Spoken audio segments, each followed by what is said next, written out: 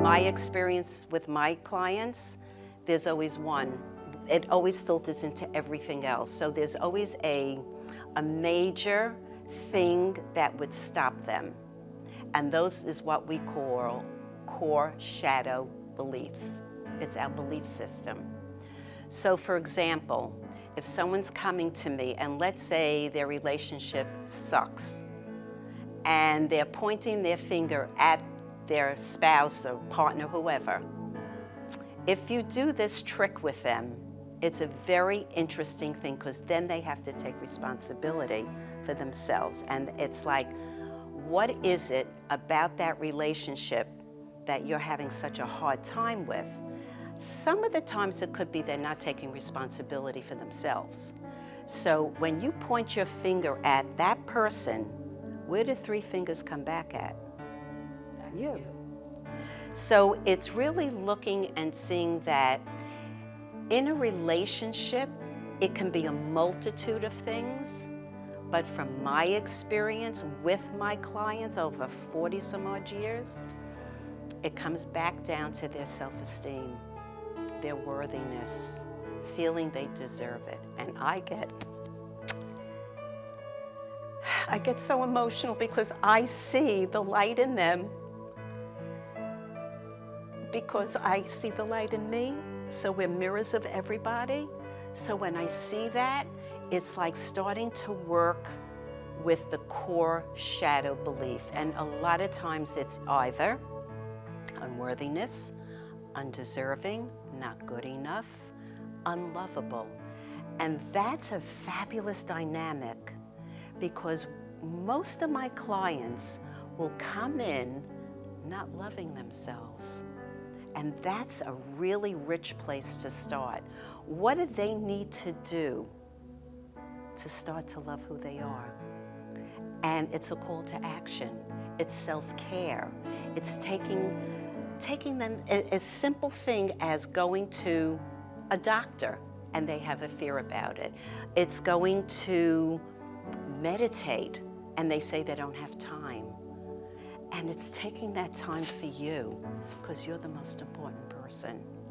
Nobody else will give you the answers, but within yourself is what you get. So that's what I would say about relationships, and because we're all in a relationship. But the thing is, we don't have a relationship with ourselves. And that's where it really starts, with you. And if you could start with you by doing certain steps, by taking responsibility for yourself, that's where you go. And that's where the coaching starts, which is healing your heart. And that's one of the things that I do with everybody. No, not at all. That's where I needed to learn self-love, because I came from, and I know a lot of people come from dysfunction. I know that. But when you take on certain things and you make them mean something about you, and so I gathered up all that information, and I know you guys have also, I know it.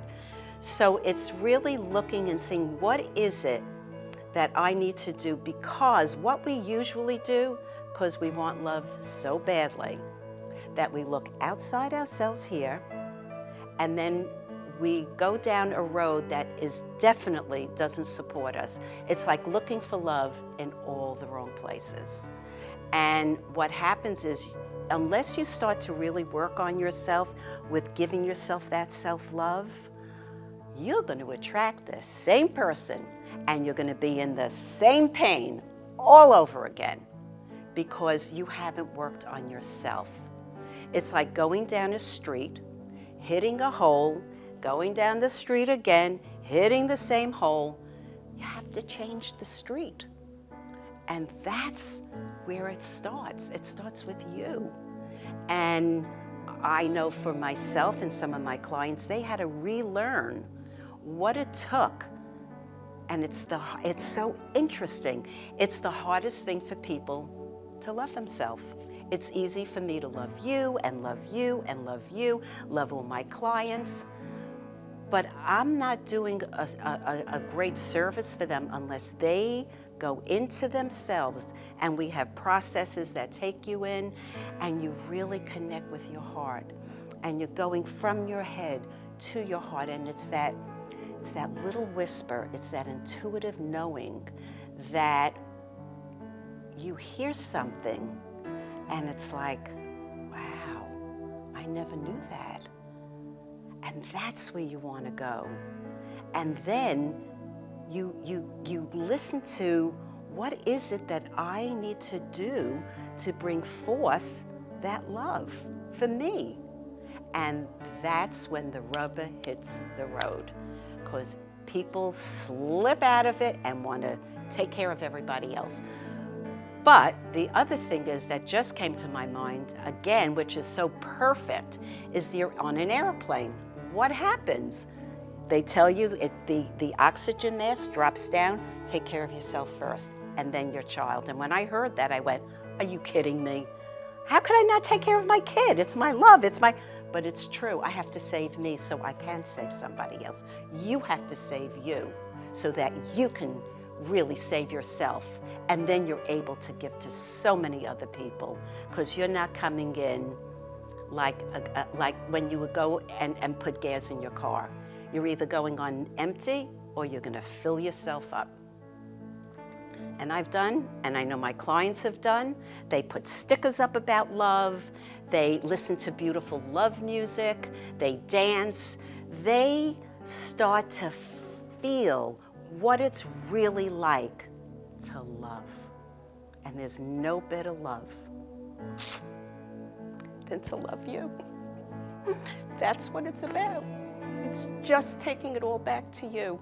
And then you're able, hands down, to give to those people. And then there's discernment. There really is, because you want to make sure that, yes, it's wonderful to give love, but you don't want to be robbed of it. So you really have to learn what feels right to you. And that's where boundaries come in. And it's a whole process. You would think you're born, and we are, and we'll love. And then as time goes on, we have all this projection on us. You can't do that, you shouldn't do this, you're not good enough, you're not and you're like, oh my God. So it's a rebirthing. It's a rebirthing of who you are, authentically who you really, really are from here.